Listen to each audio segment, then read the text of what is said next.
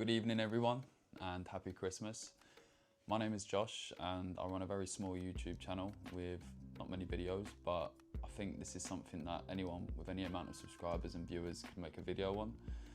And it's a current problem absolutely thriving in the hobby through online sales, through even places like Walmart, which are trusted big box stores that, even though they are trusted, allowing third-party sellers to come onto their platform and resell resealed product and just overall fake cards. So I want to show you a couple of posts today that I've seen from Reddit and just show you, well, yeah, essentially just educate you on what is currently going on in the hobby that some of you may not even know about. So I'll flash some pictures up on the screen here of what I'm actually going to be looking at today. But the first one was on the Pokemon TCG Reddit page, and it was about an eBay seller, and it was actually the victim that posted it on Reddit, and it was about a Dawn SIR from the Phantasmal Flames set, newly released. So it's not taken long for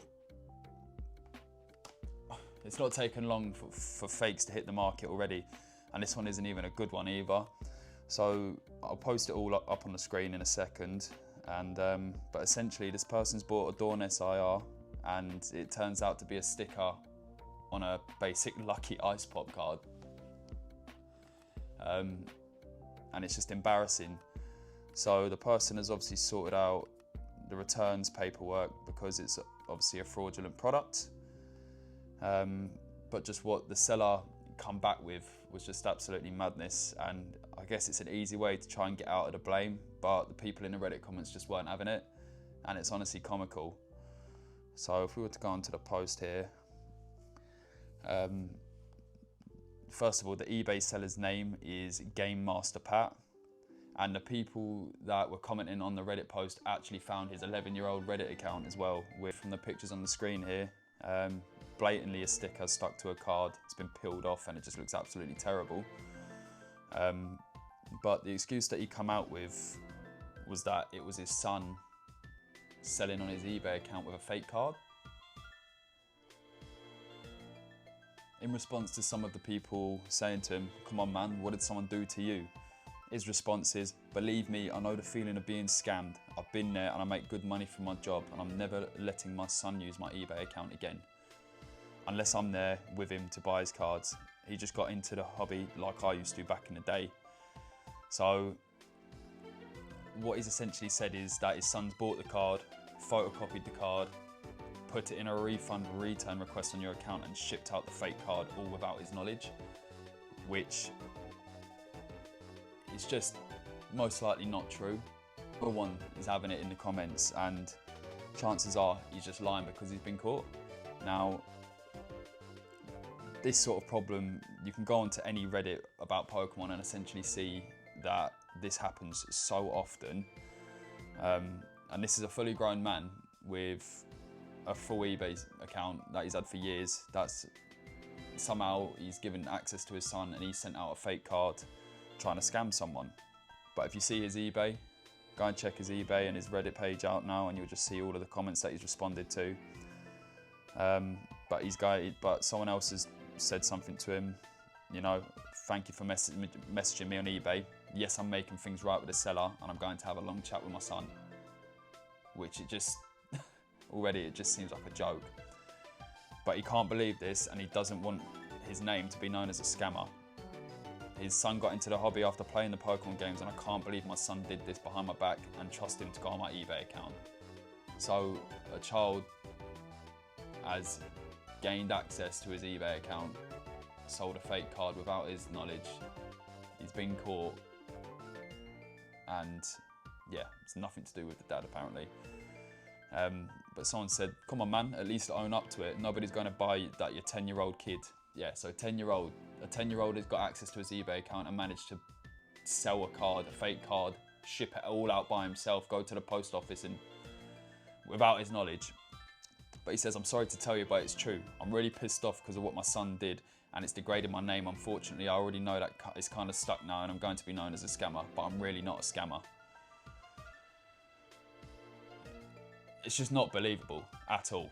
The next bit is from a Reddit page called Is My Pokemon Card Fake? Which, if you're new to the hobby, I'd honestly recommend getting on there and sort of having a look at some of the posts and what people say about how to spot fakes, and that is a really good Reddit for essentially educating yourself on fake Pokemon cards. But the next one I'll pop up on the screen here is an Umbreon from Prismatic Evolutions with the complete wrong texture. This child is apparently 10 years old as well, and he's gone and traded his Mega Charizard for a fake Prismatic Umbreon. Now, that seems a little bit more believable because they're 10 years old and they're in school and they're trading cards. Not gaining access to a whole eBay account and posting out a fake card and then coming to Reddit to defend himself after they found his account.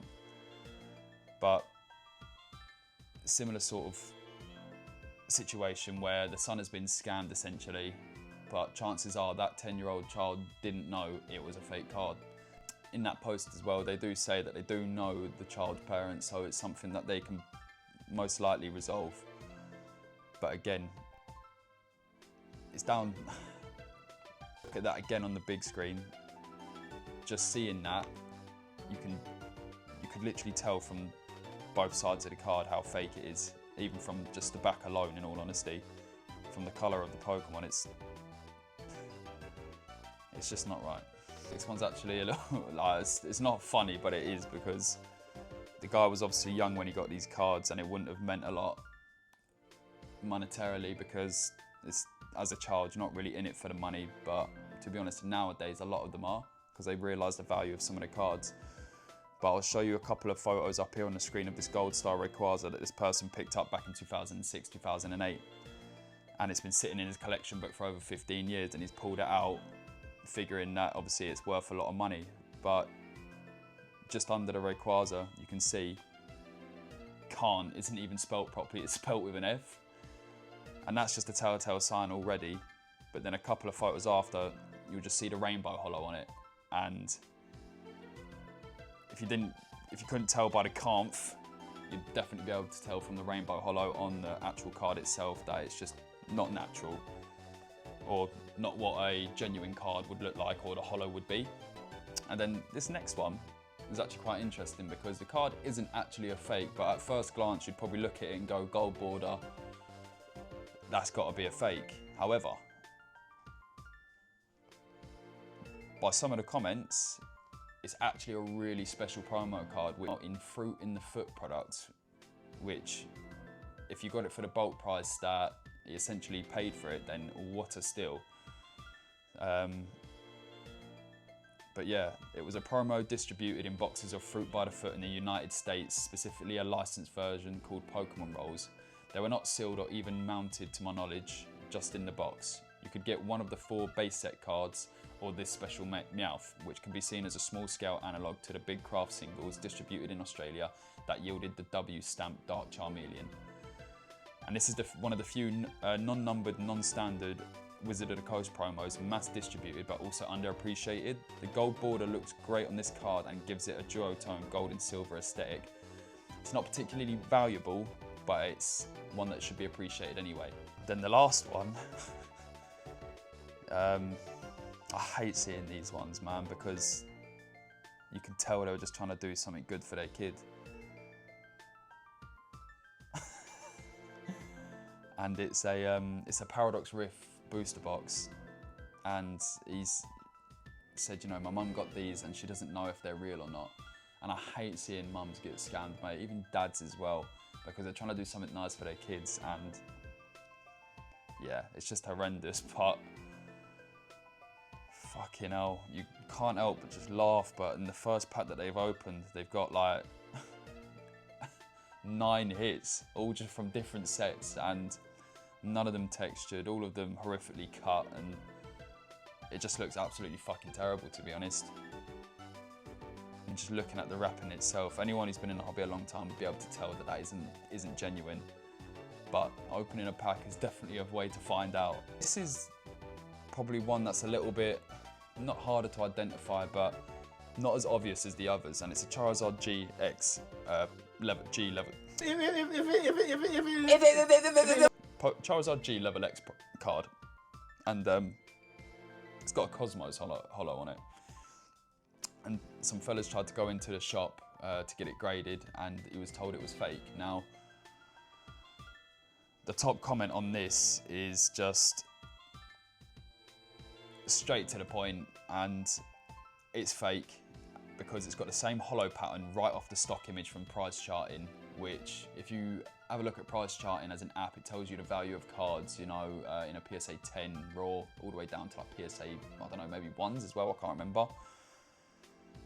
But for the chances of it having the exact same hollow as the stock image is almost impossible. But this is something that everyone can go and educate themselves on. If you were to go onto Reddit and go onto "Is my Pokemon card fake?", get on there, see what people are saying, see how people identify things, because it is, yeah, it's not nice getting scammed. It's really not, and this is a really simple way that you could potentially save yourself getting scammed, or even help others not get scammed. So go and have a look, check out "Is my Pokemon card fake?" and Pokemon TCG, because yeah,